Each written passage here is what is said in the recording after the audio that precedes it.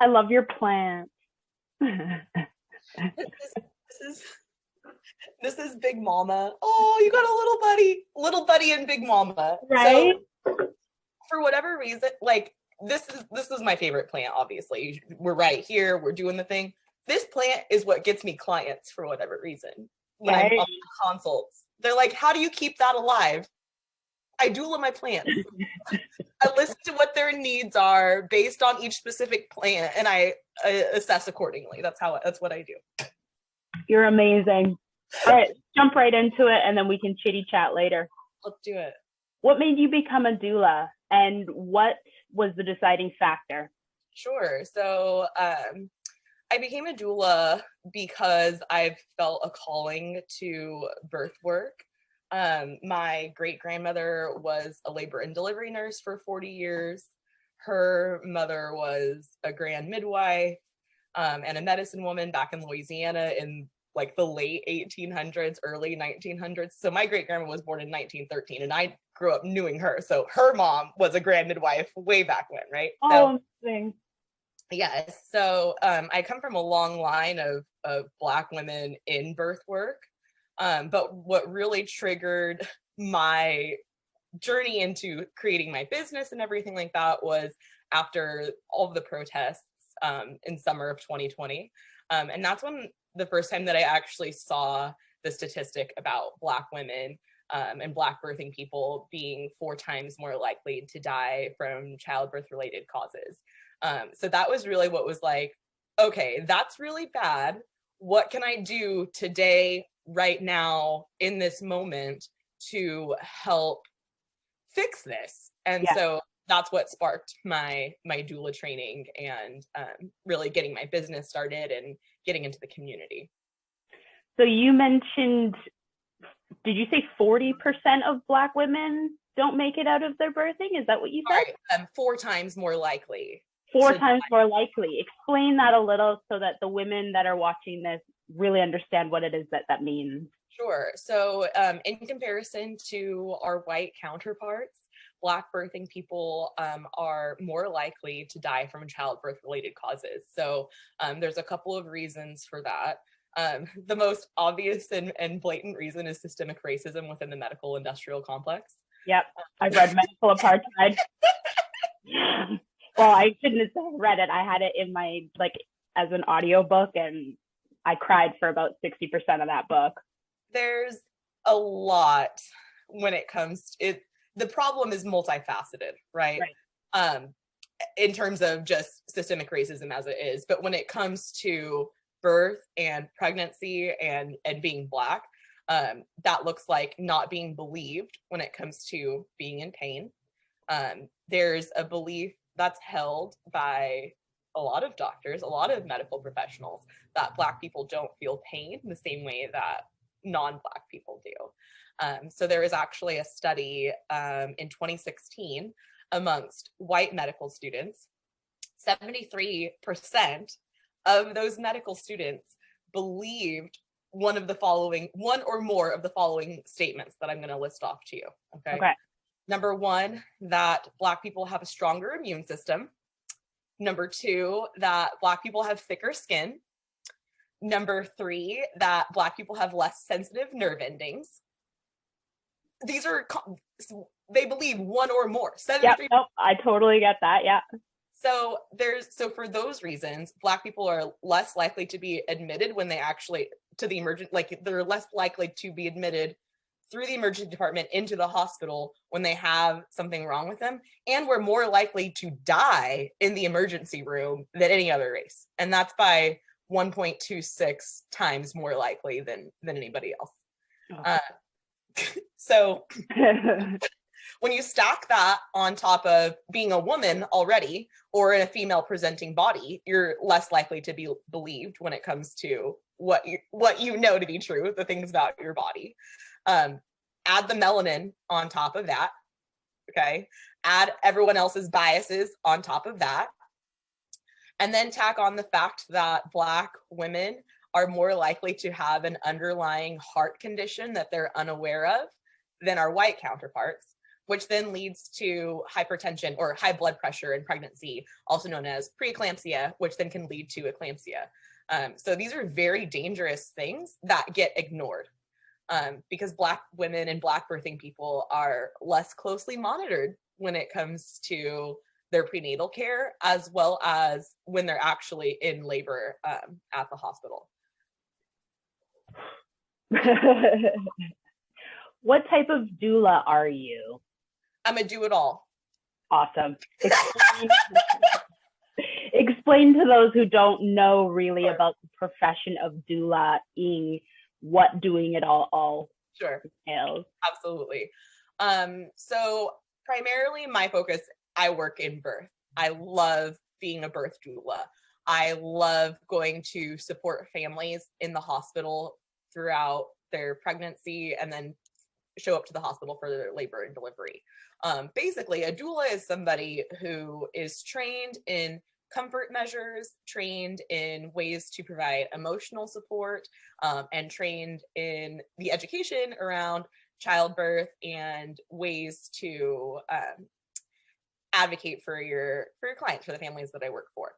Right. So what my doula practice looks like is my clients can hire me at any time they want to. So if they're preconception and they're looking for fertility support, I'm available for that.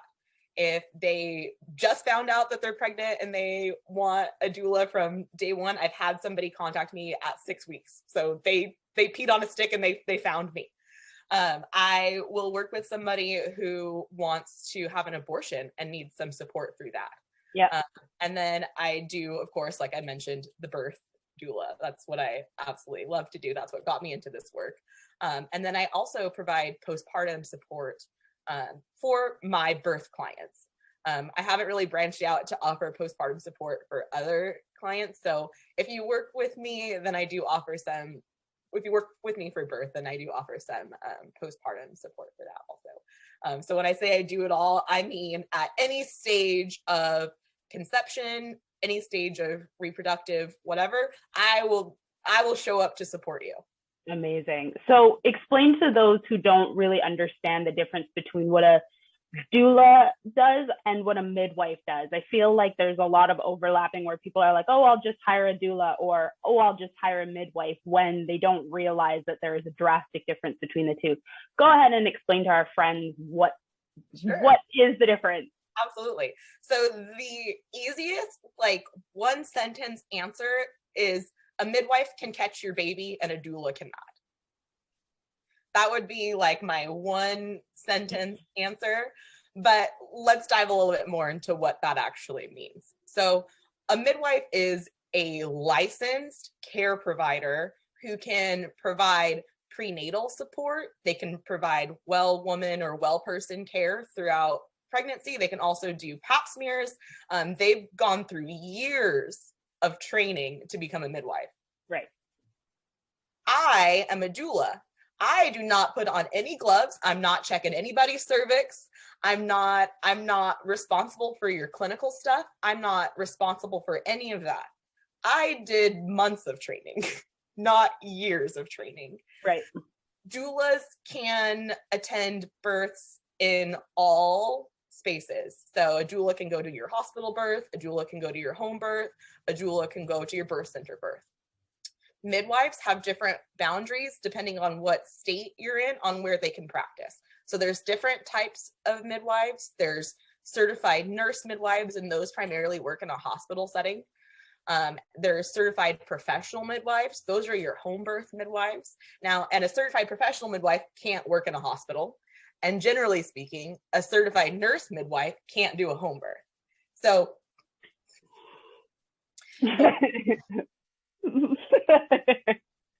right. So there's a midwife that I follow and admire, and she is a certified nurse midwife, and she is opening the first freestanding birth center in the state of Alabama. Holler to Dr. Stephanie Mitchell. Yeah. And she is a certified nurse midwife. She's a doctor, nurse practitioner. She's got all the education. She's got all the receipts, all the papers, all the certificates. But in order for her to open this freestanding birth center in the state of Alabama, she has to go and certify as a certified professional midwife as well, which she's been doing. Bureaucratic red tape, man. So that's another thing that, is one of the things that we deal with in the birth work world is all of this red tape. So when it comes to midwifery, they have licenses and clinical stuff, and they're regulated by the state. Doulas are not. I'm not certified by anybody. I'm not regulated by anybody. My clients hire me. Yeah. I work for them. Who is your perfect client? My perfect client. Or do they exist? Yeah. So, okay. My perfect client would be a Black person having a hospital birth. That's my ideal client, right? Don't get me wrong, I love a home birth. If it was me, if I had the option, I would probably have a home birth. But for the reality of most people, that's not an option. Yeah. So since in the United States, 99% of births are happening in the hospital, that's where I need to be, is with my people in the hospital where they need me. Yeah. So the ideal client for me is one that needs me, and one that also wants all of this energy. Yeah. It's an amazing thing to have an advocate by your side. So what advice would you give to dads going into maternity? Because we often forget that the fathers are pregnant as well. They're not carrying the baby, but they now have the financial obligation to carry that child. So what advice would you give to fathers? My advice for partners is always to get involved in all of the steps in the pregnancy, right? Like, yes, I understand that this is what the birthing person is going through, that this is their body, this is their womb, this is their birth experience, but you are a part of it too. You helped create this baby too. You have to help support your partner through this. So I love working with partners. Whether that I work with all types of families. So I work with lesbian families we've got two moms. So I like partners better than fathers, but however but that's how I do.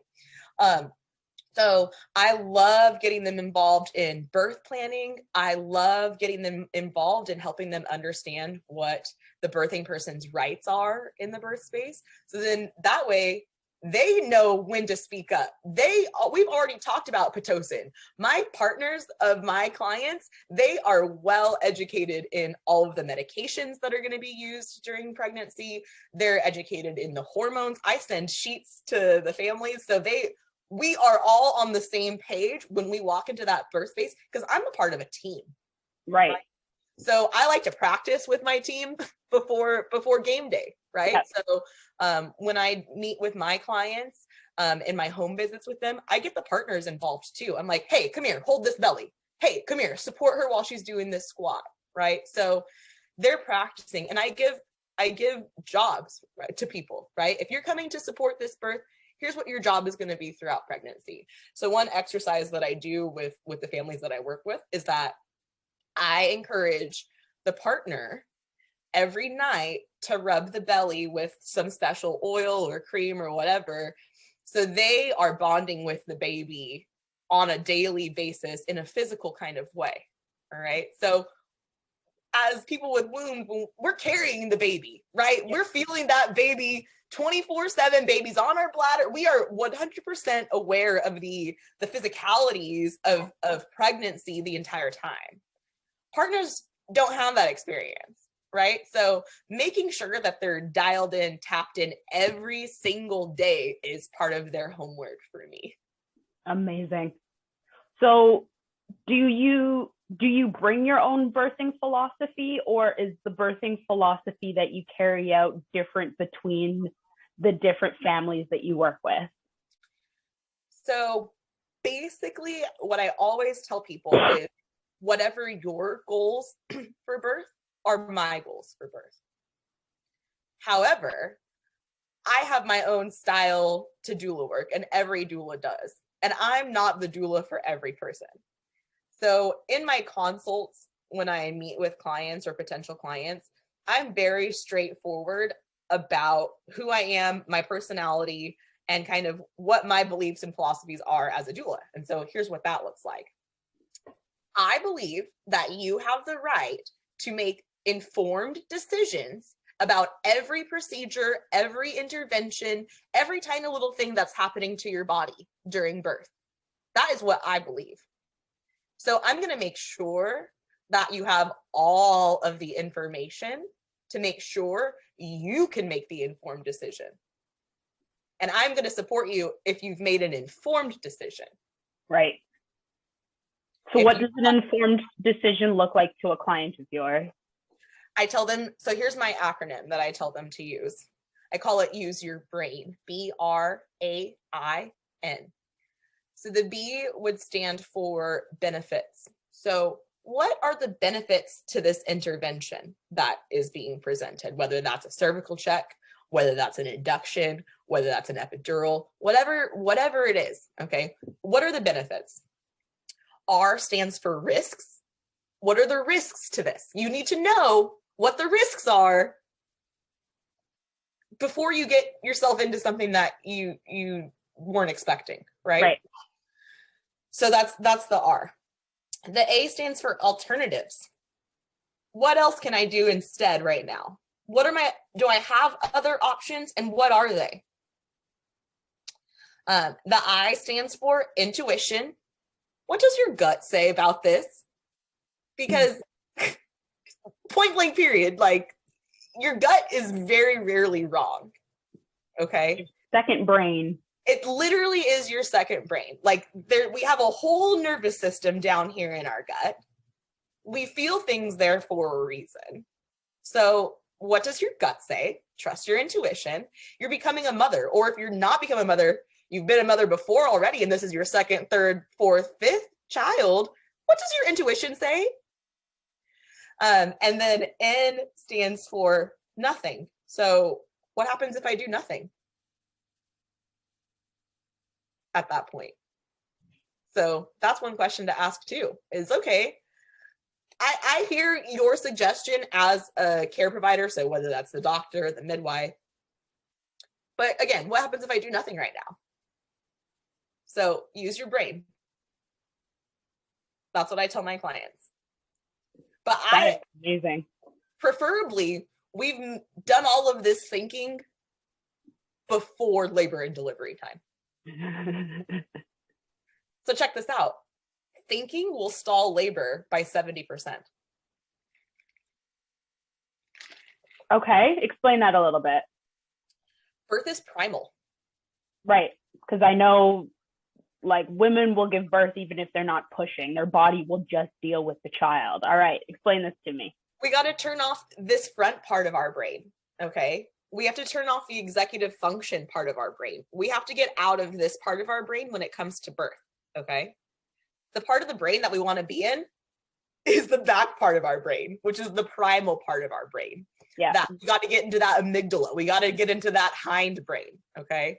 Our bodies will tell us what to do if we stop thinking about it. If we set, that's where the fear comes in, is in this front part of the brain. And fear and pain are all directly related, right? So if you can release some of that, wow, birth happens so much easier. I could imagine. Like, you're spending so much time in your headspace thinking about things that aren't currently occurring. Like, you could be in pain, but you're thinking about being in more pain, which is keeping you from pushing out the child, which will relieve you of the pain. So yeah, we need to learn to get out of our headspace. So are you a holistic as well type of doula? Like, do you bring in crystals and sage and do that sort of thing? Or are you more of the whole kumbaya, do what we sort of are already doing in the household? What is your approach when you walk in the door? So it kind of depends on the client. I'm pretty upfront. I'm like, hey, look, here's here's what I believe. I have crystals.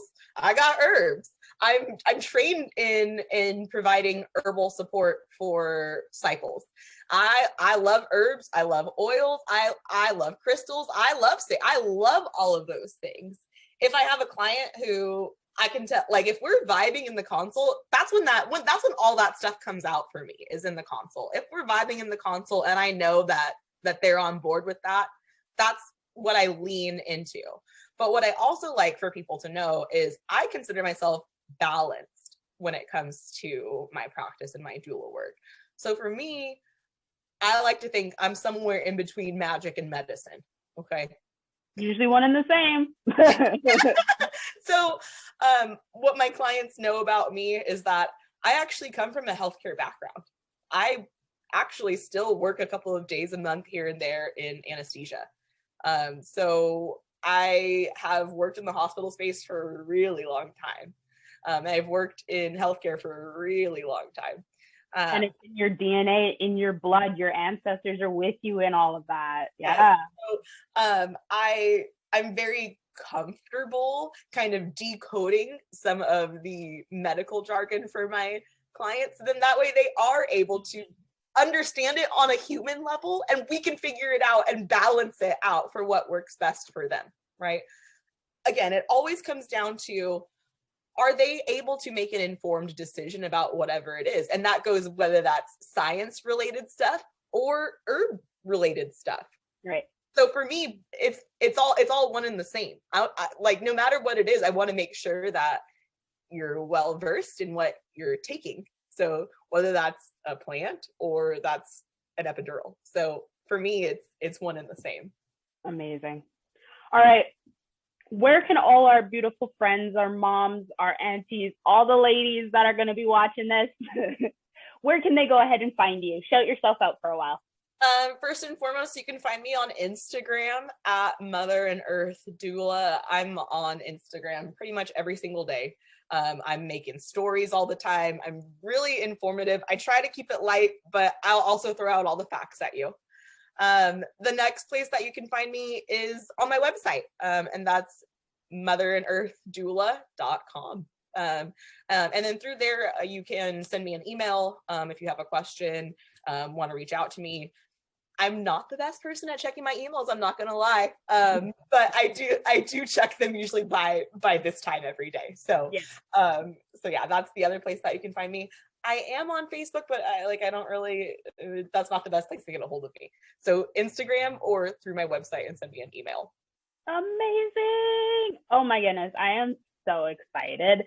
And I feel so much more comfortable giving women information from a very rounded perspective. I am not a doula. I am not a midwife. Why would I be telling people how to do a job that you are way more versed in than I would ever be?